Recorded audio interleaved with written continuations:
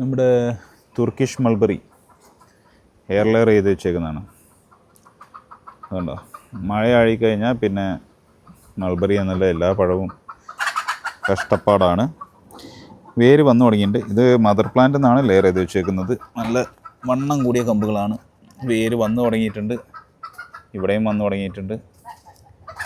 ഒന്നുകൂടെ വെക്കണം. ഇതിന് ഞാൻ ഇപ്രാവശ്യം നമുക്ക് ഒരു കമ്പനി അവരുടെ പ്രോഡക്റ്റ് റിവ്യൂ ചെയ്യാൻ വേണ്ടി അയച്ചു തന്നിട്ടുണ്ട്, ഒരു സ്പെഷ്യൽ റൂട്ടിംഗ് ഹോർമോൺ ജെൽ.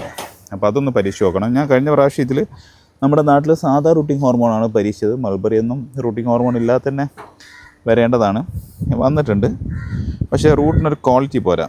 ഇപ്പോൾ ഇവർ അവകാശപ്പെടുന്നത് അവരുടെ റൂട്ടിംഗ് ഹോർമോൺ നല്ല ക്വാളിറ്റിയാണ് വരുന്നത്. ക്ലോണിയാർ എന്നാണ് കമ്പനിയുടെ പേര്. അപ്പോൾ എന്തായാലും അതുകൂടെ പരീക്ഷിച്ചിട്ടൊന്ന് നോക്കാം. വൈകാതെ തന്നെ നമ്മൾ ഈ തുർക്കിഷ് മൾബറിയുടെ തൈകൾ ഇറക്കുന്നതാണ്.